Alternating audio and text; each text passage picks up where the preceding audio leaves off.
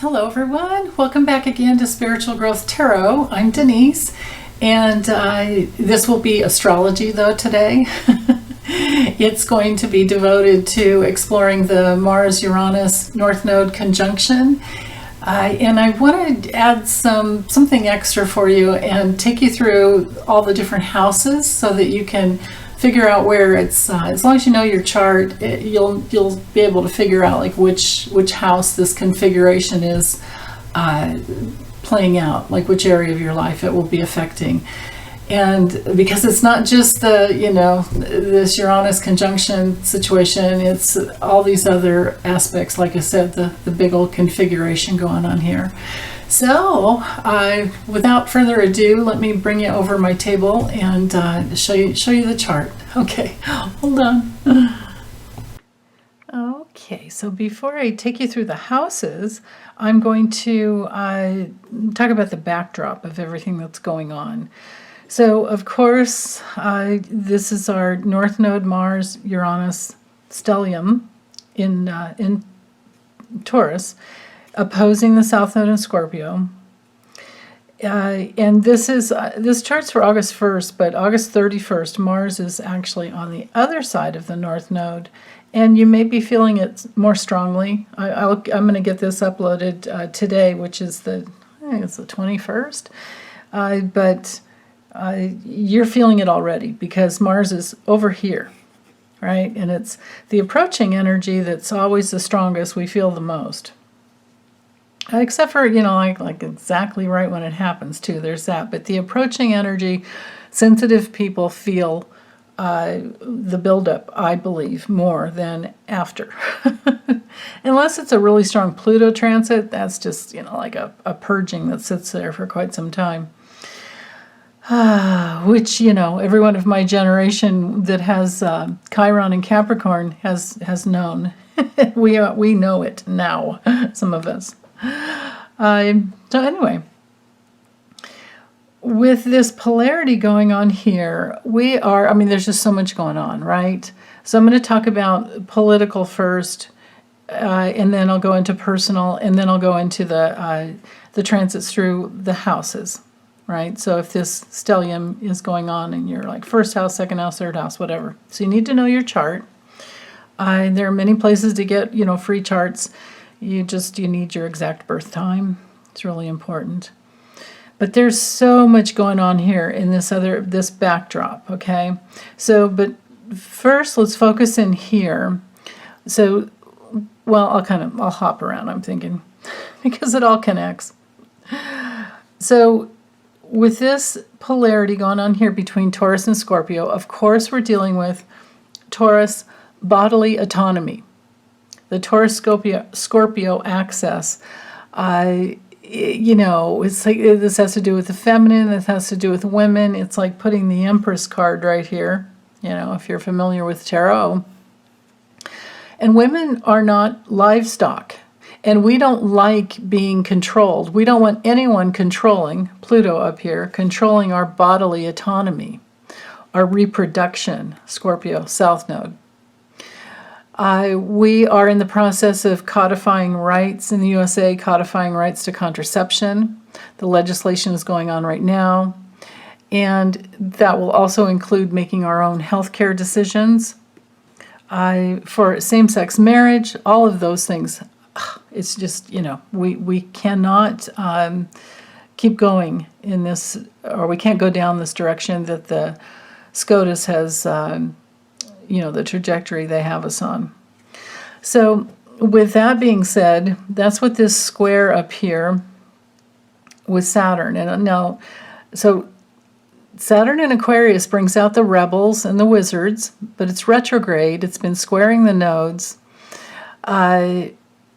This here is going to be going on, this nodal opposition here. Oh, well, the nodes are always in opposition, but the polarity of Taurus and Scorpio is going to be going on. It has been going on for about 6 months, and it will go on for another year. So it'll bring us through to July 2023. This T-square of Saturn up here at the apex of the nodes, this will go on through November 16th.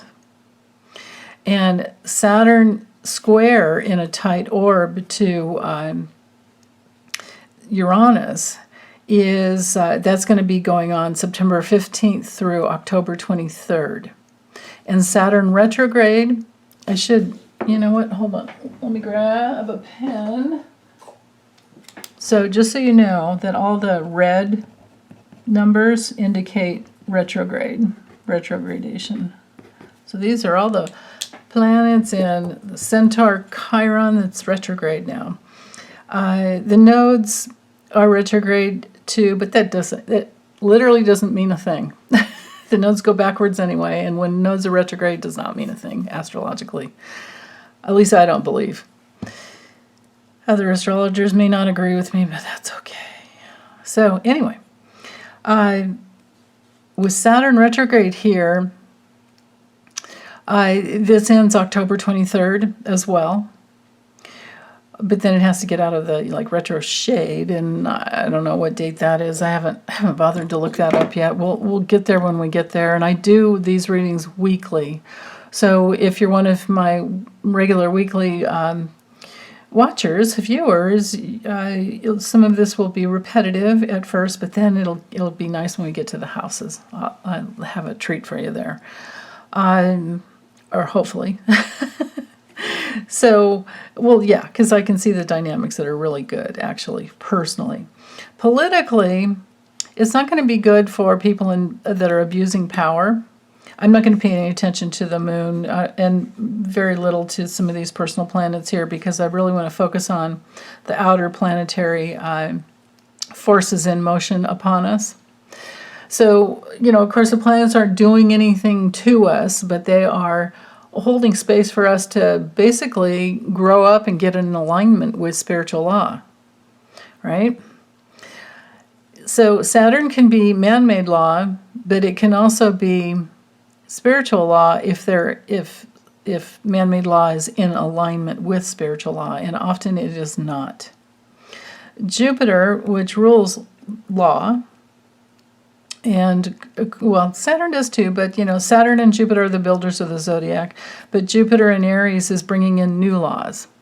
And we really need new laws for these, for human rights. We need laws, we need codified laws of laws that were already created in the past, and we need new laws that are codified and enforcement of laws for humanity to function. And we need to be functioning from a place of wholeness and equality, no matter what your gender is or what your preference is or how you identify. If you're human and you're here on the planet, that's all that matters. That's what this is all about here with Jupiter conjunct Chiron in Aries. If you're in a body, you're here, you matter. That's all, right? And this is an equal opportunity planet. So, but then again, nothing is going to matter, nothing else will matter if we don't get gun control over in order to protect our children here.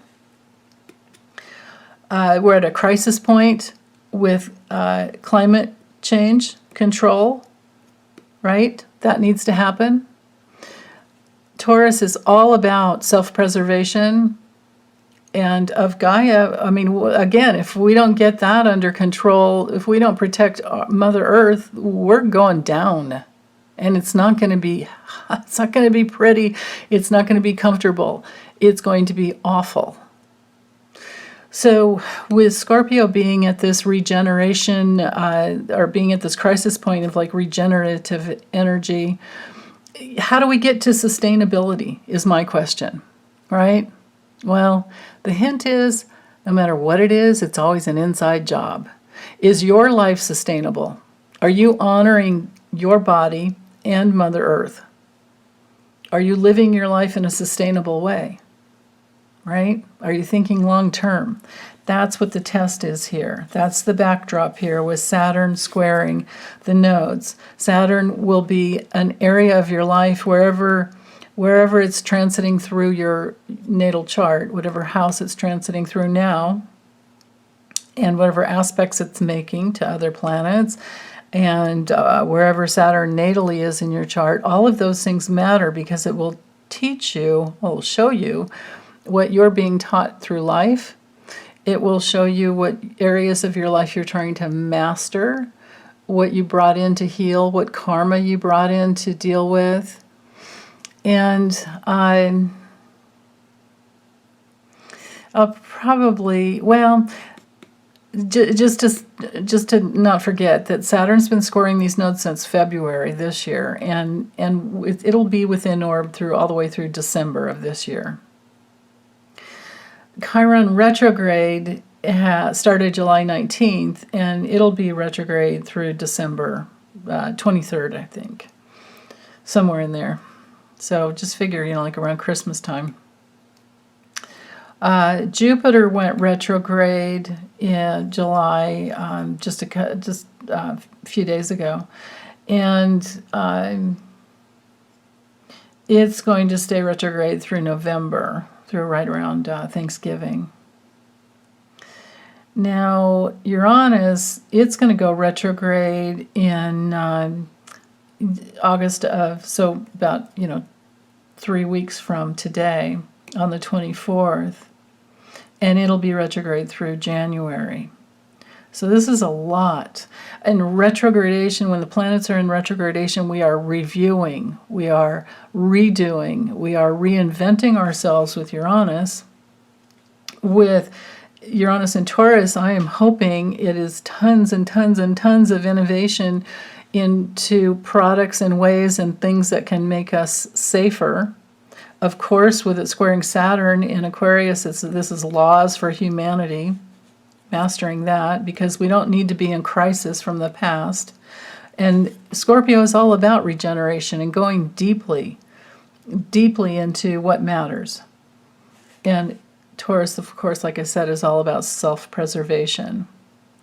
Now, when we bring Mars into the mix, Mars and Uranus kind of wants instant connection.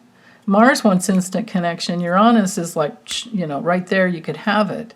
But in Taurus, it's best to try and get it through meditation, dream time, and especially being connected to nature, rather than through food and just laying around like a couch potato, because Taurus can sometimes want to do that. And but then again, when we're going through these massive heat waves, maybe that's all you can do. And maybe that's how you take care of yourself, is to just lay low and drink tons and tons of water, especially if you don't have air conditioning. We're talking about high body electricity with this combo going on here. And one of the ways to settle that is through meditation, deep breathing, dropping into your pelvis and just relaxing. Right? Just do that as many times a day as you need to. And then also drink lots of water. It's grounding and water and movement enough to release the tension is what I'm sensing with this combination going on here. Mercury for this day, now this is only for this day, but it's also, I think, the day before. But Mercury, with this yod going on here, Mercury's at the focal point between this tension field to Pluto, power, abuses of power. We're talking about it. We're in this place of like something doesn't sit right in my heart with this going on, kind of thing. And we're having more courage to fight. This in conjunct here up to Neptune. This is this compassionate place that we can all be in for each other. Neptune in Pisces has everything to do with art. Artists of all types will be channeling the changes that are needed. This is about change, the North Node with Uranus. And Mars is about change that is needed. So there already is music. One of my dear viewers, Mark, emailed me a link to a song that Pink wrote, or has already, it's out. It's on YouTube. It's called, I think it's called Irrelevant. Yeah, anyway, she has something to say about that. So she's channeling music. there's already tons of beautiful art that has to do with nature. And, because Taurus is all about art. It's ruled by Venus. Venus rules Taurus and Libra, and they are the two most artistic signs that we have, outside of Neptune and Pisces. But I don't tend to judge art. I think living our lives is an art. But with Neptune here sextiling Pluto, this would be being in your compassionate, sensitive place where you're devoting yourself on your spiritual path and finding your true power and manifesting your true power with Pluto and Capricorn in your body every day. And Mercury here, I'm feeling, with Leo, I'm feeling like this is this opportunity to open up to a very heart-centered life, which is, that's the prerequisite for getting the messages with Mercury and Leo, because Mercury's all about messages. And getting those messages through your heart. And then with the breakthroughs that can come with Uranus, these, aha moments, you're going to want to write things down. It could be that you get downloads that are just so fast and furious, kind of, that you need to record them. So if you're not one that can write while you meditate, I do it all the time. You don't dot the I's or cross the T's, but if you're not into automatic writing and it comes through your voice, because however it comes through your body is how your specific channel works, and all the chakras that receive and release the energy, it's very unique to each one of us. So you might want to use a voice recorder on your phone, that little voice recorder app, or on another device. Any tablet has a voice recording app. And or if you're like me and you just have your old cell phone that I just never traded in because I wanted to keep it for the extra. You don't need the SIM card. You can use everything on it. Connected to Wi-Fi. So do whatever you can to capture all those messages that are going to be coming through, and help manifest what your soul, decided to bring in, right? Because it's all about your source energy here, connection to your soul power and to source energy. This is like higher self, this is body, right? And we have this beautiful connection, and you're trying to master some area of your life, and I'll go through that when we get to the houses. But just to trust your heart with Leo, the Leo sun, Mercury here. Trust your heart, trust your intuition with Scorpio and Pisces. Trust your connections with your like-minded souls, your kindred spirits, your friends. We have all of that, with Saturn and Aquarius. We can stay connected through the internet, online, Zoom, Skype, Google Meets. There are so many Google Teams. There's so many ways to stay connected online. There's no reason for anybody to feel alone anymore.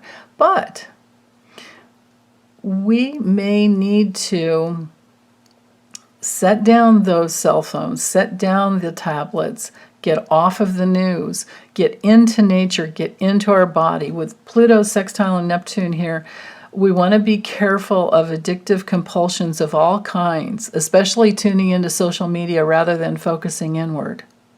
Be careful of spiritual bypassing, which is basically just avoiding your own healing work and always focusing outwards because there's something coming up and you don't want to deal with it. So don't avoid anything. Use the Virgo energy to go deep within. And, because this is an event chart that's kind of setting off, it is setting off a chain of events. And the Virgo moon here is very important, especially in this exact trine to Pluto. This is all about staying very grounded. So besides, musicians and artists channeling this kind of like Handmaid's Tale revolt going on, this is also very good for, it's good for any type of healing work that you want to do. Any type of healing work. And we have, this aspect of the architect going on here between the moon. So this, again, healing work to heal your soul, to bring in more of your higher self into your body than ever before. And it all goes through the heart. It's all about opening the heart. So my hope, my wish for everyone is that you can slow down and let go and just be. Scorpio, let go. Taurus, just be. And with Venus in Cancer in this aspect of the architect here, going up from the south node to the north node with Venus down here at the focal point, at the fulcrum, Venus in Cancer, we have a wonderful connection. So allow time for healing, allow time for processing the past. Because old resentments might come up, just because these are easy aspects doesn't mean that it's not a connection. And if it connects to something in the past that was not easy and was actually very traumatic, we need to give ourselves a time to heal that. So whatever was in the past, forgiveness is the way to get there, but you're not there until you're there. You're not done until you're done. And, but then again, it's always about ourselves. Whatever's coming up is really about ourselves. And people that were the wounding, of course, they shouldn't get away with it. And they won't, because anyone that can hurt someone also hurts themselves. Anyone that abuses themselves will also abuse you. Anyone who's numbing out to the degree that they're just completely blacked out, drunk, or blind, or whatever, if they can do that to themselves, imagine what they can eventually do to a human being, another soul, right? So, then again, with all that being stated, what if the past was only about these learning opportunities to help you come into who you really are outside of any of these old relationships? And because relationships are mirrors. They're confrontations with something outside of yourself, and then you go, wait, is this mirroring who I really am? And if it's not, then you have to ask yourself, well, why am I in it? Oh, okay, because it's just like it was with my dad, or just like it was with my mom, or it's bringing up past life wounding, past life trauma. There are so many of us still on the planet that are, reincarnated from the Holocaust, who didn't make it out of the Holocaust. We weren't the Holocaust survivors. We were the ones that died in gas chambers and shot in the head and all of that other stuff. And we come in feeling like we don't matter, right? Because we went out in a genocide. Well, we definitely would have to heal that. And don't you think this configuration here of Jupiter and Chiron would support that healing? Especially with Pluto and Capricorn? Can be deeply healing. But if we harbor these old resentments and we can't forgive, then we're just hurting ourselves, because forgiving is really for ourselves. We need to just release the energy and let go, but we're not going to put up with it, and we're going to stand up and fight when it's when it's looking like it's trying to be done again to other people. We're going to stand up. We're not going to allow that to happen, because it was the apathy of the past that allowed the Holocaust to happen. It was people turning a blind eye because, it's not me, I'm not Jewish. Well, yeah, or it's not me, I'm not a person of color, but these are human beings, and just because it's not you doesn't mean that it doesn't hurt you, because we're all connected. We are all one group soul. We have our own unique soul and our own unique aspect of God inside of us, our own unique aspect of cosmic consciousness. The forces of love that's alive within each one of us is all very, very, very unique, right? And we're coming to understand that. But we're also all one. We all bleed, right? So, having said all of that, this is the political backdrop that we are living within. And if you don't like politics, I don't think you'd be listening to my channel. If you don't like equality and fighting for human equality, I don't think you'll be listening to my channel. So I have to say what I get. Okay, so yeah, so again, if you're not leaving challenging relationships, the next process will be to understand why, and try and work your way out of that box. And all the transits, the planetary, the outer planetary, transpersonal planets are supporting that process.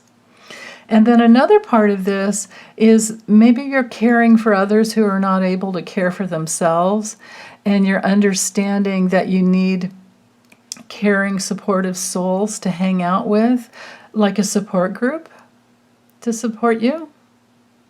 And that's a beautiful part of the process.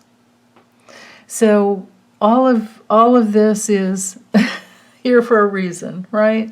It's all here for a reason. And this tension field of this Saturn square, the nodes, is there to help us learn that we manifest our beliefs. Karma is nothing more than the law of cause and effect, but the cause that is in force, in motion in our lives, that creates the effect, the cause is whatever our beliefs are. So if we believe deep down inside, and it's not true, but if we believe that it's useless, why bother? Then of course we're just going to drink and do drugs and numb out.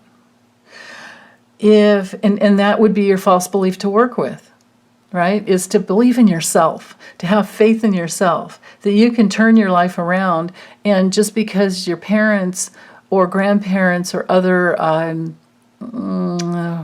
authority figures when you were growing up, just because they mirrored some, basic bottom line fear and whatever it was, maybe you were raised in a racist home, and you're not racist, but you were raised that way, and it left you feeling very fearful of others.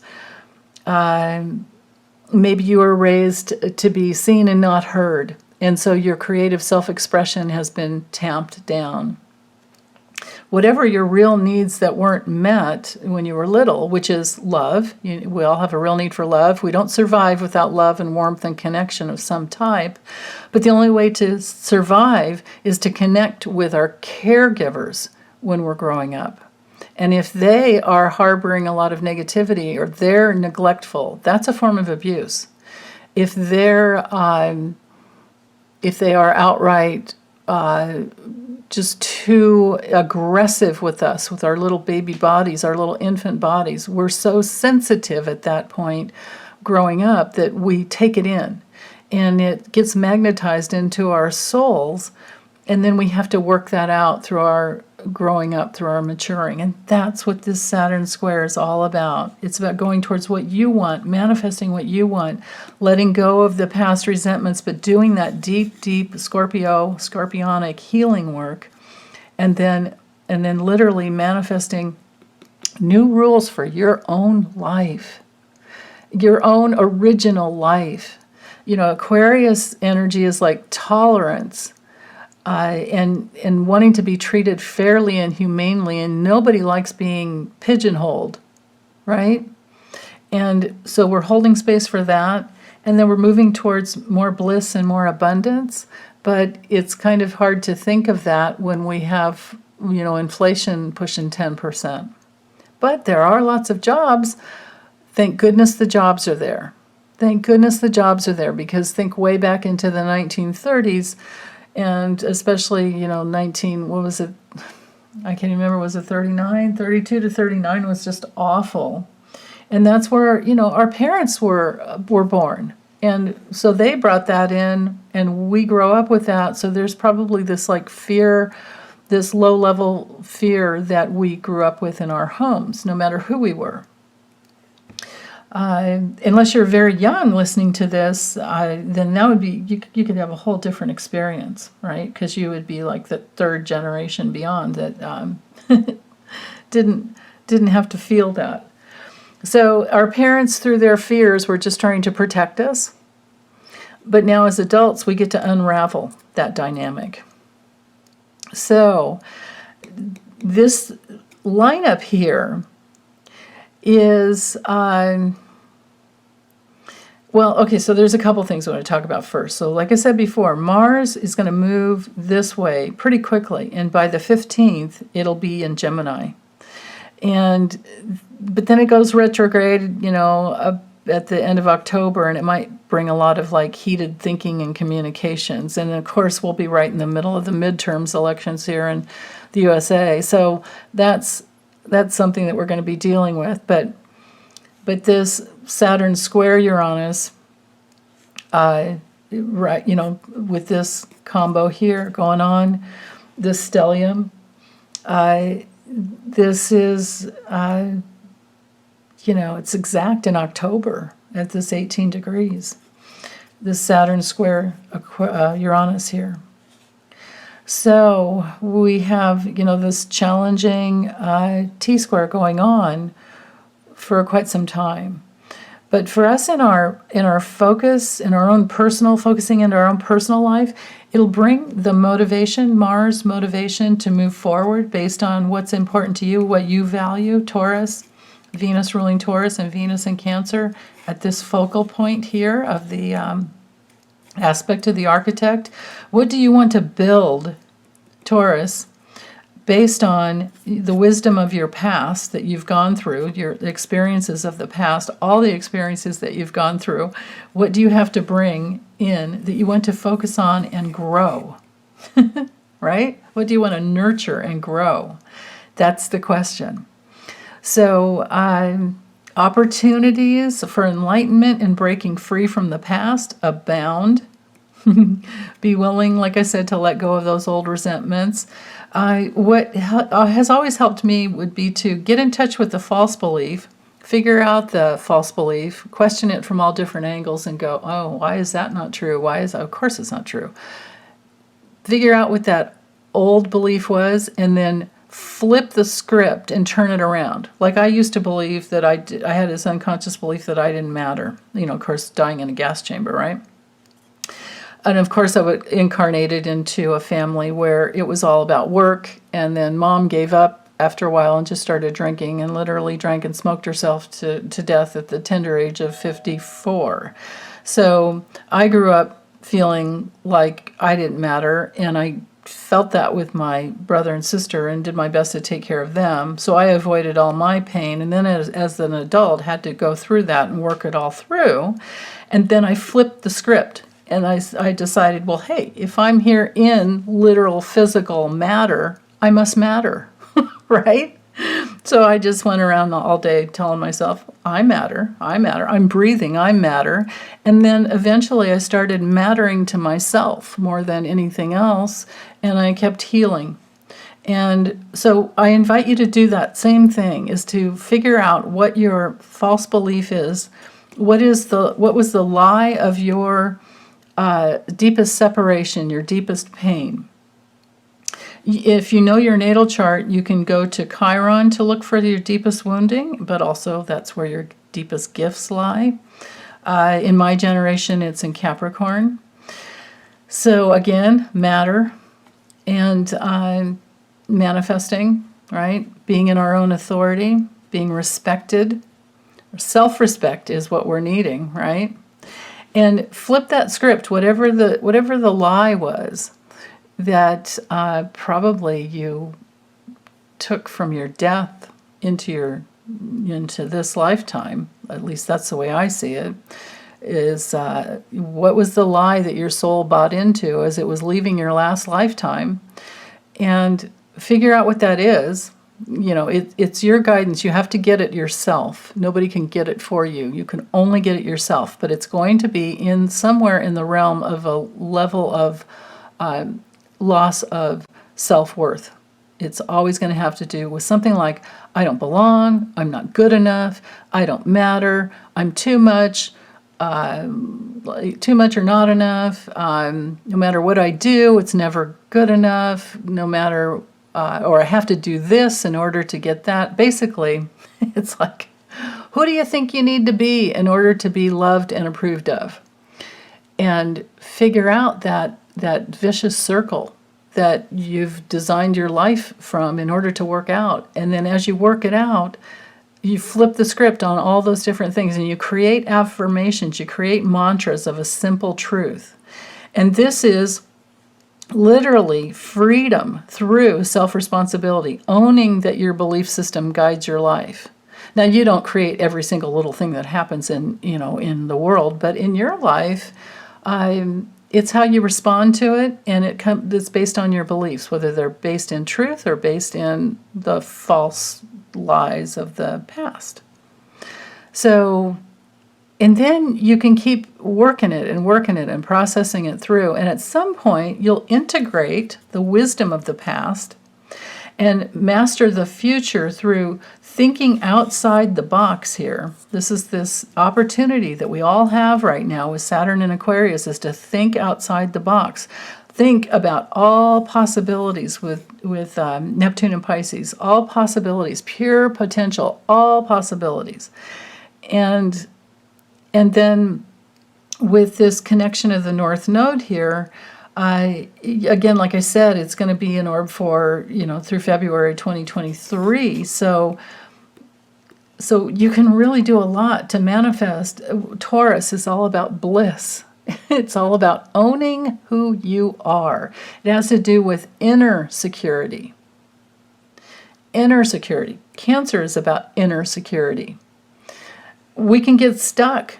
Taurus and Cancer energy can definitely get stuck, because with Taurus it's about self-preservation and needing to jump outside of that, like thinking like stuck in something, and what happens if you get out of that something, whatever that something is, and you get a brand new vision. And then you have that wisdom of the past where you're okay being alone, but now it's time to get out and do some things and be yourself and shine, right? Like let yourself shine. Just get out there. So, okay. So now let's go through the houses. Okay, so imagine, well, I'll just imagine because I don't have your chart here. But imagine, or if you do have 18 degrees Taurus in your first house. So if this stellium here is traveling through your first house, then this is new levels of being much, much more aware. So Uranus, aware of yourself. It's about reinventing yourself. It's about new beginnings. It's about your body. It's about new attitudes, new ways to identify yourself, and a new way of merging your consciousness with life and knowing that the forces of life are there to receive you. The life stream is there to receive you so that you can manifest more and more. Like I said before, imagine putting the Empress, creative energy, really creative energy. She's the primo queen of creativity, right? Imagine the Empress going towards the Empress, and the Empress is you, right?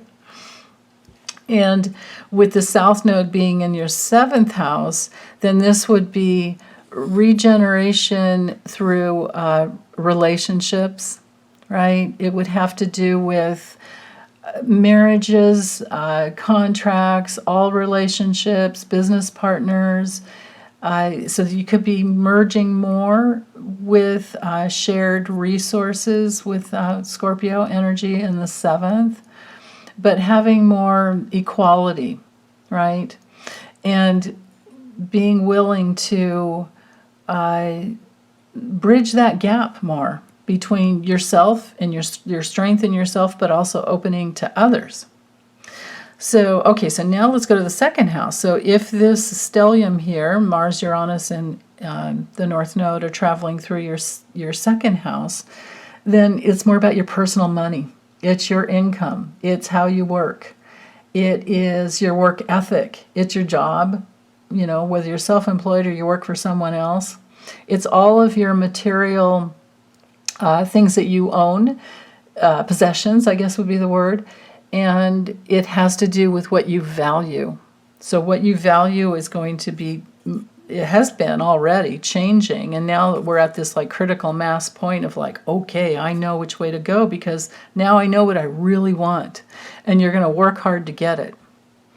And then having the Scorpio South node in your, which would be your 8th house. So literally it's like what we have here in this natural house setup. I have this chart set at 0 degrees Aries because I don't know where you live. In this way, it's the natural zodiac where you can see it visually too. So, but anyway, it would be Scorpio in your 8th house. And again, 8th house is merging finances. It's also about trust and intimacy issues. Now, this would be true of no matter what house it's in, but especially it rings true for the 2nd and 8th house polarities. So we're talking, 8th house is sex, death, taxes, inheritances. It's our property that we share with others. It's our assets that we share, jointly with others. But it's also it can be our goals that we have, that are bigger than us. But it's also because with Uranus here and Mars here at this end, this is more about where we want to go, and then what do we have to share with others going in that direction with the South Node in Scorpio on the 8th. It's also the house of our partners' resources too, right? So it's shared resources is my main keywords for the 8th house. But now it's also the house of transformation, like I was saying, with sex, death, and rebirth. So this could be getting in touch with old trauma, old psychological issues, old fears of people having control and power over you. And of course, this is everything to do with, Roe v. Wade being overturned, and we're needing to, fight for our rights to have our own power over our own bodies. It's also, the 8th house is also one of the very psychic houses, which are the 4th, 8th, and the 12th. So with this natural trine to Venus here, and this is an exact trine here, but a natural affinity to the 4th house, there's it's like women's rights are on the table. Honoring what is sacred is on the table in everybody's kitchen table consciousness even, right? Because the 4th house is the roots, and with this natural trine to the 8th house, it's deeply affecting everyone. The 8th house can also be debts and loans, so you want to, be careful about going into debt. You're going to want to be out of debt and release debt. Okay? So I wouldn't take on any loan that you can't handle for a long term. If you're buying a new house, that's great, but not if it's got a crazy, ridiculously high house payment. Yeah, but do what's best for you. I'm not here to give financial advice. Okay, so then let's move to the 3rd house. So if this stellium is happening in your 3rd house, this is going to be big changes with the way you think and the way you communicate and with who you connect with. Your interests may change. Your desire to learn new things may be heightened, and it's also the house of neighborhoods, your neighbors, your close-knit communities, and it's your house of siblings too. So there could be new connections with siblings, new connections with neighbors, new connections locally. It's my house of networking. Its 3rd house is all about, just mostly communications, marketing, right? And if your South Node, if this line up here it brings the South Node into your 9th house, then it's balancing out that polarity of coming from the strength of publishing sometimes, because the 9th house is about publishing. It's about wisdom, philosophy, what you believe in. It's a house of beliefs. It's laws of all types, courts of law. It is religion. It's like we're going to be revamping that, right? There's no evangelical Taliban that's going to be making it much more into the future, at least not in the USA. It's the house of wisdom. It's the house of like higher learning institutions, colleges, right? But any type of vocational programs that get you into a stronger position is what the ninth house is all about. And then, of course, it's our house of traveling to, foreign lands. But learning, most of all, the third to the ninth is learning. And if you have the North Node, or even the North Node in the ninth, like I do, it's like it puts you in this like perpetual student type of a dynamic. So if you have a lot of planets here in the third to the ninth, you're always going to be wanting to learn new things. But especially if you have the South Node in the ninth, it's like you've come in with this huge well of wisdom, and it may have spanned lifetimes and lifetimes of incarnating into all different cultures, different, geographical areas where you picked up the consciousness of all these, foreign relations and foreign cross-cultural type of experiences. So that's really beautiful. Okay, so now let's go to the fourth house. So if this stellium here is landing in your fourth house, that's a house of home, the house of family. It has to do with your roots. It has to do with your emotional foundation. It has to do with both your parents, but mostly the mother. Often the 10th house can be father and the 4th house can be mother, but it can, I don't hold to that rule rigidly at all. But it's the house of receiving and gathering security and creating safe space, sacred safe space. It's the house of caring for ourselves. And it's primarily the house of children, although the 5th house can be children as well. But you create the safe space for your children, and then they play a lot in the 5th house. But either house can be a house of children. Now, if your natal South Node is in the 10th house, you're coming from a position of taking self-responsibility in your past lifetimes, for controlling your life, for having career, having long-term goals, and greater, maybe more of coming from a more masculine point of view, where you know how to just put yourself out there. It's sometimes the house of fame, sometimes the house of being seen as an expert in some way. It's definitely how the public sees us, like how we participate with the public, our reputation, right? And then how we structure. This is ruled by Saturn. It's like how we structure our lives.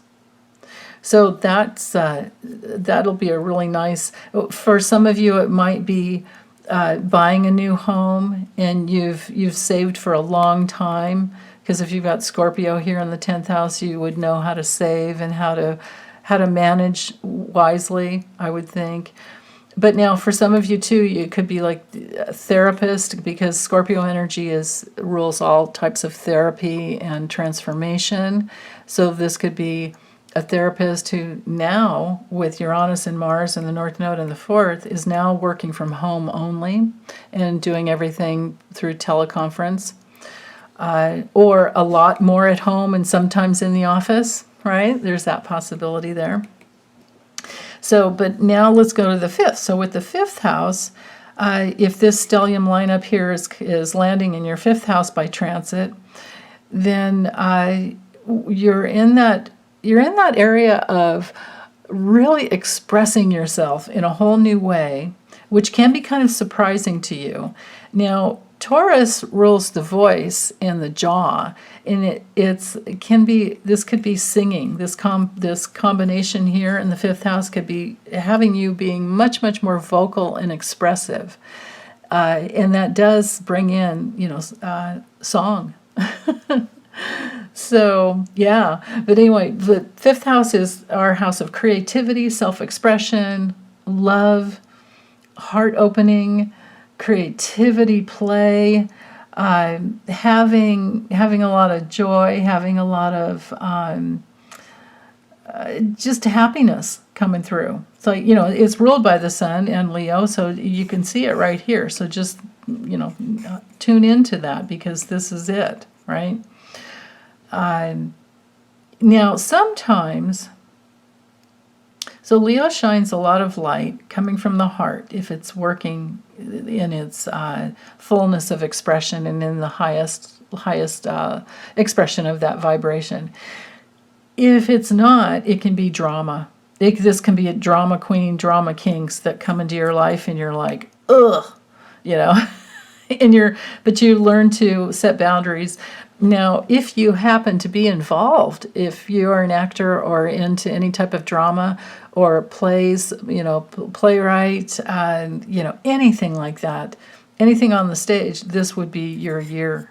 This would be your time to shine. And coming from the 11th house, with the South Node traveling through your 11th house, you would again be bringing in that transformative energy that can really help people heal and find their light.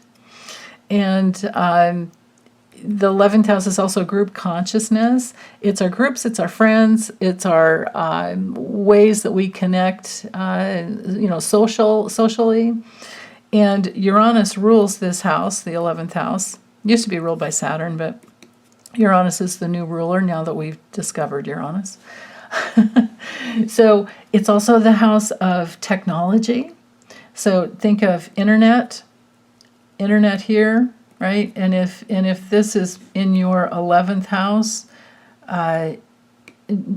creative self-expression online is helpful. Social media online is helpful with that. And then having Scorpio in the 11th, South Node in the 11th, you would be coming from this place of having that deep well of wisdom that's able to share your resources that way online through technology of all types that will continue to grow. And because Uranus, no matter which house it's in, now, I don't know where 18 degrees, it could land on one of the cusps here and be moving into the next house. But Uranus takes 7 years to get through one sign, right? And I think it doesn't move until, I think it's 2026. I have to look that up, you guys. I should have done that before. But I think it's 2026 before it moves into Gemini. Yeah. I'm sorry I didn't do that. I'll have to, let me write myself a note to do that. And what I'll do is post it somewhere in one of the comments. So when does Uranus go to Gemini? Okay, I'll figure that out and put it in later. Okay, so back to 5th to the 11th. So Scorpio, South Node here, brings in that ability to create something long-lasting. Scorpio's down for the long-term goals. Scorpio digs its heels in, and it's very tenacious, actually more stubborn than tenacious Cancer, right? And if the South Node is, in your 11th house, then you're gonna stick in there for the long goals, to focus mostly into your long-term hopes and dreams and wishes for the future. It's like in the tarot, imagine putting the star card here in the 11th house, right? And put the sun card here in the 5th. Right? The sun and the star. It doesn't get much better than that. And then with the Empress, combined with the Empress, and then we've got, it would be Judgment, that would be, because it would be Pluto and Scorpio and any of the other Scorpio cards. It could be the Death card, which brings in big changes. Yeah, but big changes for the better. It's really just a transitory card. The Death card in the tarot is just about transitions. Okay, so let's move to the 6th house. So if this lineup is in your 6th house by transit, the 6th house is our house of health. It's our house of analyzing what's best and then adapting to whatever we need to adapt to. It's our daily routine. So we would have big changes and a lot of energy, and there'd be shifts in our daily routines, in our health regimes, our dietary systems, and organizing our work habits, And it's more about, the sixth house is so much about that need to feel useful and need to be in service, and how we give that service. So this could be changes in work habits, it could be new jobs, fitness routines, analyzing new ways to get better and better. And then with the South Node in the 12th, then you would be coming from a place of completing something from the past. To have the South Node in Scorpio transiting through your 12th house would be sometimes healing that brings closure. It's our house of spirituality, higher self, source energy. It's our house of meditation, dream time, solitude, self-reflection. It's one of the karmic houses, connecting to past lives, connecting to anything that's hidden that you want to know about, especially any beliefs that have been limiting you in the past, and you want to clear that out and pave a new way into the future, and analyze all those false beliefs that were limiting you in the past, and then just let it go. I love it. Okay, so if this lineup is coming through in your 7th house, big changes in relationship area. You could get married, you could meet somebody suddenly and fall head over heels in love, but I would say go slow, take your time, make sure that they're the right one for you. But it could be, just very strong.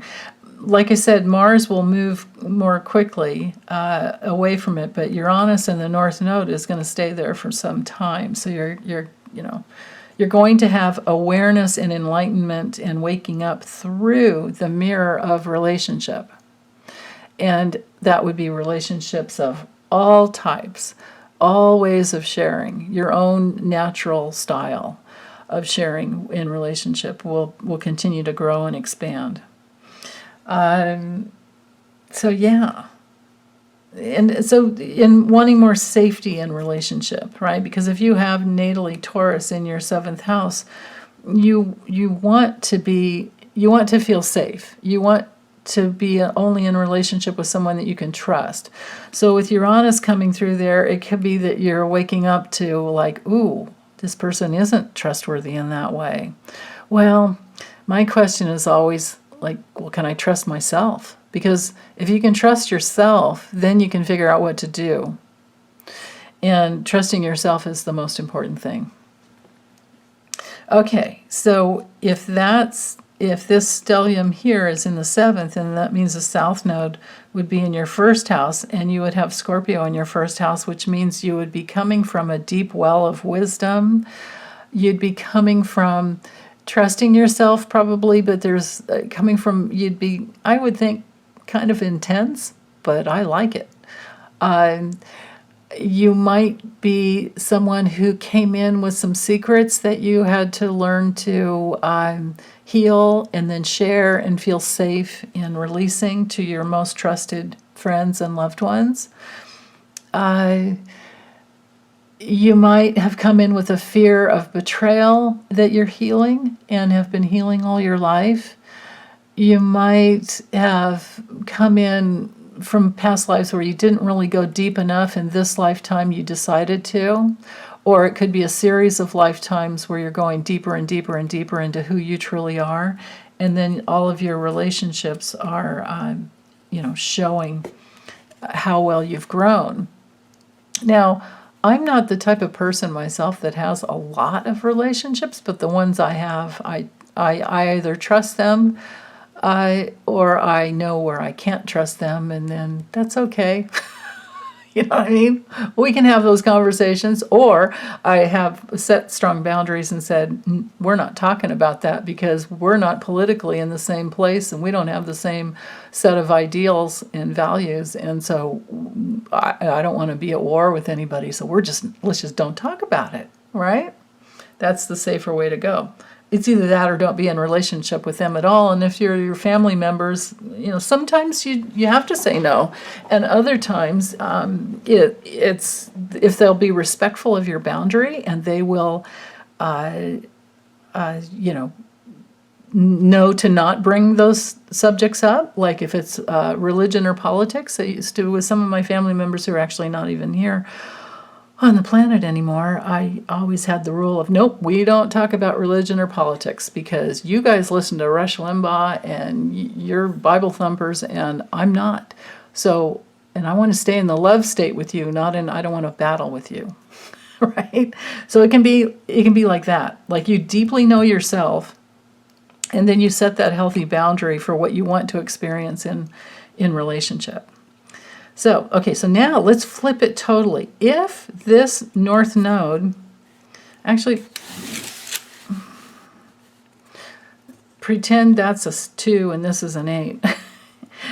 If this is in your, but the symbols are upside down. Sorry, that didn't work. Okay. If this stellium is in your 8th house, you're headed towards merging your resources, merging all the abundance that you've gathered for a long time, and you're in that place of maybe being able to share with others, loan other people money, loan other people or give other people your ideas, your time, your energy, your love, it's all about bringing everything that you have into shared experiences, which can be helping people find their sense of self within to where they have much more intimacy within themselves and therefore they can share that with others. Because in relationships we only reveal who we are to the degree that we have ourselves, right? If you don't have yourself, you can't reveal it to someone else. So this is also the house of psychology. Like I was saying before, it has to do with power and control. So there could be some shakeups in that area, but it also could be that there's a greater level of intimacy. And besides money, it could be that there's an inheritance that comes in. But it also could be, because this is the psychic house, this could be you be coming into your psychic abilities like never before, like in a very strong way, and having many, many, many of those aha moments that continue to unfold because you have a deep connection to your sense of self, because you would have your transiting, South Node in Scorpio going through if you have Scorpio in your 2nd house, you could have a intense relationship with other people's, just intense sharing of deeper, intimate issues. Now, we are in this polarity of money and shared resources too, and that's why politically we're going to be seeing things like sex scandals, money laundering, all of those things. Justice coming in to take care of all of that. So, hold on to your hats about that because it's only going to get worse. Rudy Giuliani comes to mind because he has Pluto literally on his South Node. Yeah. Once in a lifetime transit, Pluto doesn't make it all the way around the chart. So wherever Pluto has shown up in your natal chart, in the houses that it will transit through, really important. It's really important to take all that in. So, okay. So back to the North Node here, South Node here. I would think that you're going to be much more psychic than ever before. Or if that hasn't built yet, it will eventually.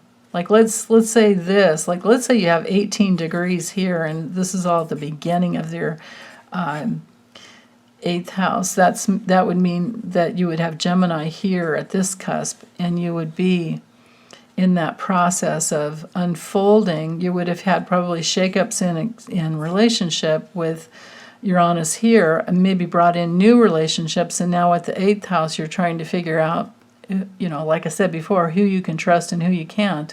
But then with psychic abilities, you learn, it's the best thing in the world, I swear. You learn to trust yourself. If you keep focusing, I can promise you guys this, if you keep focusing on doing your own personal emotional release process work through, like I said before, getting in touch with whatever your false beliefs are about you and life, and you do that deep process work, you're going to have a deeper connection to your intuition through the free flow of your feelings that will always guide you. And your body won't lie to you. Your body will guide you. All of your clairs will be open, like clairvoyance, clairaudience, clairsentience, direct knowing, vision, whatever your special way of the way your unique channel works. If you're an empath, or if you have sight, or clairaudience, hearing, direct knowing through your 3rd chakra, you don't know how you know, but you just know. All of that, whatever way it works and functions for you, it will continue to grow in the 8th house. And it's going to be very, very fulfilling for you to be able to trust yourself, and you might not know at the outset like what it meant, when you get something, especially in dream time. It might take you a while to figure out what your guidance system is trying to tell you, but eventually you'll get it. And in hindsight, you're going to be so grateful, and you're going to have, here's the clincher here, here's the important point, you're going to have a much, much more trust in life, and that's because you're going to be able to trust yourself. If you can't trust yourself, life is not going to unfold for you the way you want. It's all about self-trust. And to have self-trust, you have to be intimately tuned in to who you truly are and know yourself well. So just keep working on that, and you're going to be fine. Okay, so now, if this stellium... Oh, wait, did I talk about the 2nd? So Scorpio on the 2nd. Yeah, I did, through the vehicle of deeply trusting, having an intimate relationship with your body, to where this would be empathic abilities opening up here, psychic, empathic abilities. Also, trusting yourself to earn a living independently yourself, right? You might merge things with others with this transit, with the 8th house up here, but to have Scorpio on the 2nd, you're going to be much, much more committed. Scorpio is all about commitment. And like I said before, trusting yourself to earn a living. Living within your means, all of that. Okay, so now let's put the stellium of Uranus, Mars, and the North Node in the 9th house. So with the 9th house, again, it's beliefs, it's moving towards, you might be traveling a lot, you could be publishing a book or any other type of media. I mean, me putting these videos up on YouTube, that is publishing. It's the house of higher laws, higher consciousness, higher vibration. A lot of you guys use the word ascension. That's not necessarily my vocabulary, but this would be the house of ascending, if you want to call it that. And then for some of you, it could be getting in touch with, like if you're in the publishing business, if your South Node, if the transiting South Node is coming through, if you have Scorpio in the 3rd house, this could be sharing those resources of information and marketing and sharing and publishing back and forth, right?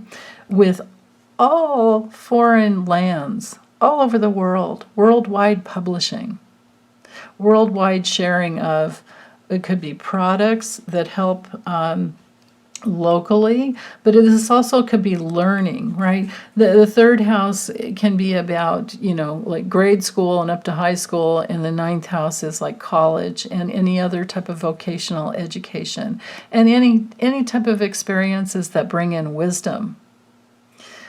And then, of course, it's courts of law. Remember that, too. It's all legal matters as well with the 8th and the ninth. So if let's say you're starting a new business, you want to make sure that you have everything, in alignment, like incorporated or LLC, things like that. So, yeah, and with Scorpio on the 3rd, it would just be like an intense learning experience time, an intense time of lots of communication, lots of social activity, lots of new things that you want to learn, and then that dissemination of information that goes this way, right? And the ninth house just goes and goes and goes and goes. It's ruled by Jupiter and Sag, naturally, and Jupiter expands. So now let's bring the stellium into the 10th house. Woo!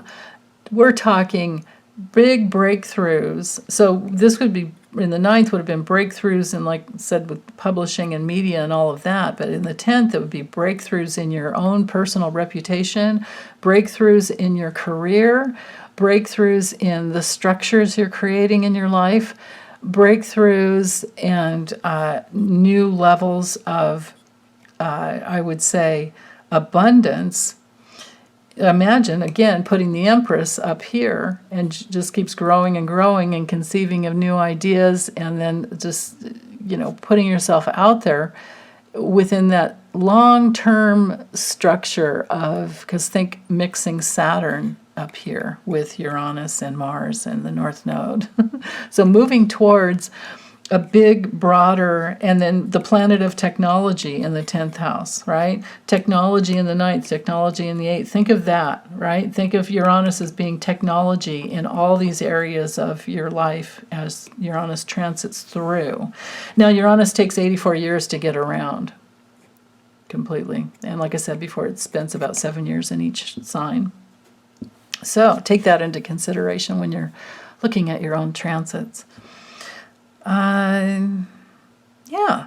Okay, so I think that's about it with the 10th house. Your Uranus in the 10th can sometimes bring in needing to support an elderly, fatherly figure.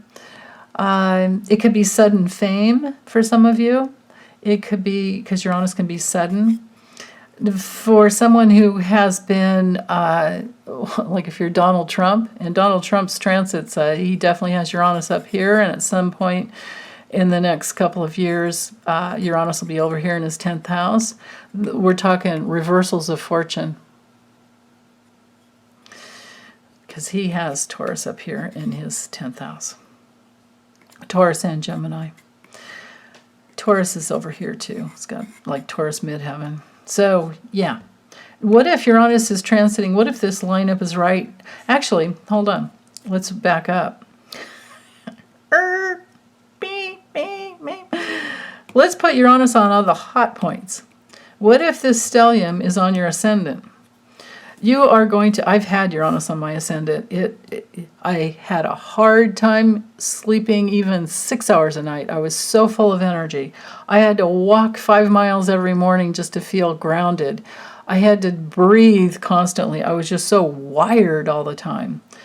But it's in Mars, so it's not going to be as intense. So if you have 18 degrees or 15 degrees, 16, anything between, I would say, like 10 and 25 degrees Taurus, Uranus is going to be like, giving a lot of energy to this part of your life. And the ascendant, this would be your ascendant. Your ascendant magnetizes. So you would magnetize new experiences for abundance, for ownership over your own body, over your own resources, over your own self-preservation, if you've ever felt stuck or you didn't want to be pushed or felt you don't like feeling rushed, Uranus will come across and go, okay, it's time to go. It's time to go. Now, if this stellium is at this other hot point here down in Cancer, we're talking changes in home, emotional foundation, all of that. Movement, lots of movement because you want more security. Now, sometimes it's renovation in the home. Saturn can sometimes do that too, though. But we're talking about Uranus and Mars. Uranus in the North Node, and it means that, you're headed towards that. What if this is a nodal return for you? What if your North Node is actually at Uranus in Taurus? 18 degrees Taurus. Well, you would have Uranus coming across your North Node, and nodal return happens every 18 to 19 years, and it's a time where we kind of come home to ourselves on some level in a fuller way than we had the previous 18 years. So, yeah, like that.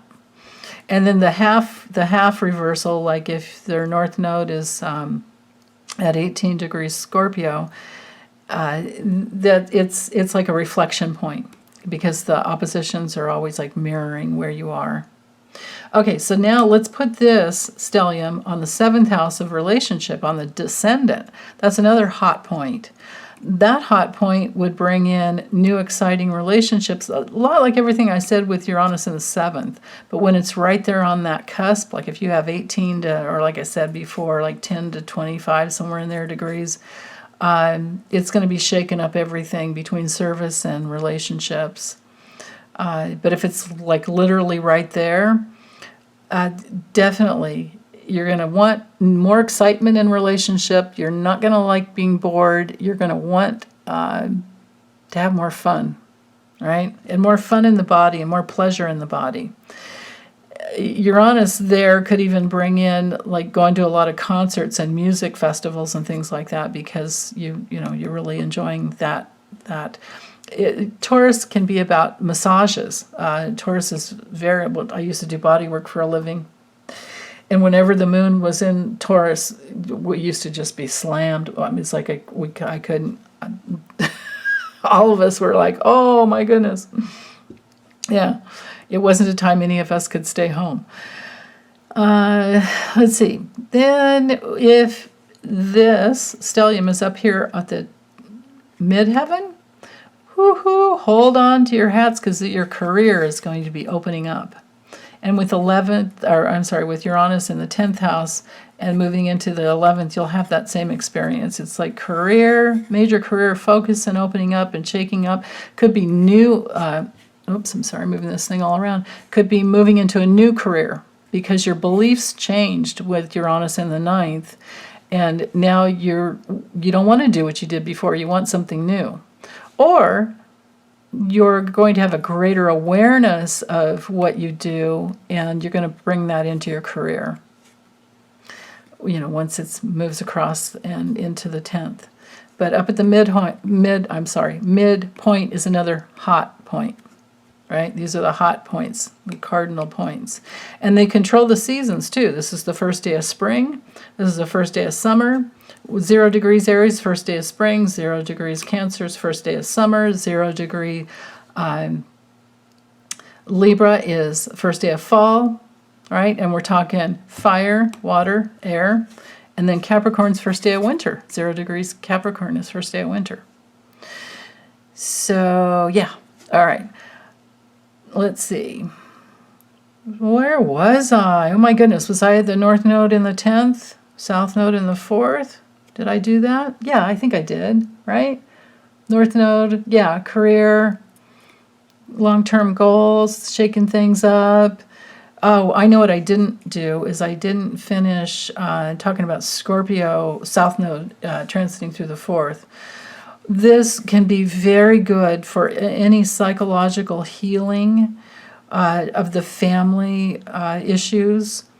Let's say you incarnated into a family that had a lot of, like me, in my family, we had a lot of dependency, codependency dynamics. And, some of us were, well, you heard me talk about my mother. My mother was the one dependent on alcohol. My dad was the workaholic, so I had the alcoholic-workaholic thing going on. And then some of us kids were the ones that were taken over to do the work around the house, like I did, 9 years old, doing laundry for a family of 5 and finishing cooking dinner because my mother was too faced by, that time to finish what she had thrown on the stove, or I had to make her take me grocery shopping, things like that. Facing all of that and transforming all of that is indicative of the South Node transiting through the 4th house. And then from there, it launches you into a deeper level, greater level of your own authority, because you're freeing yourself from that. It's like a springboard from that. Once you heal the dependency, codependency dynamics that the 4th house can be. On another level, for some of you, it could be literally like renovating the house, and you want to just spend all your time at work because it's too hard being home while they're doing that work. It can be an intense focus on the family for some reason or another, but also the need to take responsibility for that polarity of taking care of the family. Yeah. Okay, and working from home, like I said, into a lot of intense work from home, it can happen with the North and South Node at either end of the 4th and 10th, whichever way it's coming or going. Okay, so let's move to the 11th. So the North Node in the 11th is, like I was saying before, it's our house of groups and friends and all things humanitarian-wise, a house of technology, and our hopes and dreams and wishes for the future. And then with the South Node being in Scorpio, traveling through your 5th house, this would come from your intense awareness of who you really are and digging your heels in and committing to sharing who you really are to these groups of people, of like-minded kindred spirits, shining your love, but in deep, caring, intimate ways, or committed ways. And it could be merging, with like the resource energy of Scorpio, shared finances into some type of group consciousness, or it could be technology, money, technology. It could be from the 5th to the 11th. And it could be any type of a product that you sell online. And creating, because this is the house of creating, so we can be, with Scorpio South Node traveling through the 5th, we can be deeply, deeply creative. And just think of doing what you love for a living, and then sharing that with humanity.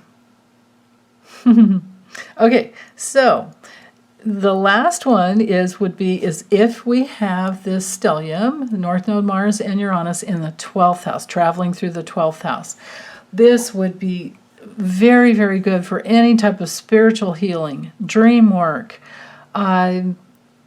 healing things through spiritual means, sharing yourself with spiritual groups, having many, many aha moments, and having a lot of motivation into meditating, into getting into touch with a deeper truth for you, what the real truth is for you, what are your real feelings, and then seeing if your real feelings are in alignment with what is really true, like universal love, compassion. We're in that realm of dissolving what isn't true. We're in that realm of healing addictions, freeing ourselves from addictions of any type, right? And this could be, like I was saying before, addiction to social media that takes you out of your inward focus. But then sometimes, social media or texting with a friend or on the phone with a friend, just talking to somebody can help you get in touch with something inside of you that you didn't know was there. And that deep connection is what opens that gateway to some spiritual healing through, again, a kindred spirit, right? A soul spirit, a soul friend. So, but the 12th house is about institutions. So this could be, a much more bigger dynamic institution than you're used to, dealing with. And then with the South Node in Scorpio, there could be like a lot of intense work to help. Again, this can be like imagine a humanitarian organization, even a NGO, a non-governmental organization, helping humanity, right? Because we've got this backdrop of the square here. So think of like the war in Ukraine and all the organizations to try and help heal that. And then the intense work of service for the greater good. So it can be that, or it can just be your own personal, or not just, because, you got to come first, our own personal healing. But we can do both at the same time. We can work and serve, right? But yeah, and sometimes, because the 12th house is like the house of old age, this could be like elder, care type of work, caring for the elderly in any way, and helping. And sometimes it's the house of like crossing over. Yeah, we are still dealing with COVID. It seems to be a little less deadly, but much, much more contagious. So if, for those that can't be vaccinated for some reason or another, we have to be, extra protective of them. And Taurus energy and Cancer and Leo energy are very protective. So is Scorpio. And Capricorn. Any of the signs can be very, very protective if the force of who you are is coming through you. If the love of who you are is coming through you. Without any fear of holding back, your love, right? So this is a vulnerable house. Uranus is electrifying. The 12th house is very sensitive, right? But it is, and especially with Pisces here and then Taurus, we are in those realms of devotion. We are in those realms of not wanting to be a victim and not wanting to victimize others. The worst thing the best thing with Uranus going through the 12th can show you where you've been in victim consciousness and getting yourself quickly out of it by taking self-responsibility for what you've created in your own life rather than blaming others. If there's still any level of blaming others for your situation that you're experiencing, this can help you break free. These 3 planets can help you break free of that. And it doesn't get any better than that, because we all need to get there at some point. There also could be, with this configuration going on here, and I'll just end it with this, is just to be careful, because we could have a Uranus surprising increase of COVID. I don't know if I said that. I may have said it in the beginning. I forget. I just did the reading for my members only, which they get, at the family level, they get everything ad-free. Actually, all my members I upload every week for them, and I don't attach ads to those videos. But anyway, I just did that video, and I forget what I said where. So now I know for sure I've at least said it in both places, and maybe twice here. So, okay, well, that's it. I don't have anything else, I at least for now, but maybe something more will come through later, and if so, I'll just upload another video. But meanwhile, you guys, sending you lots of love. Please take good care, and I'll be back later. Bye.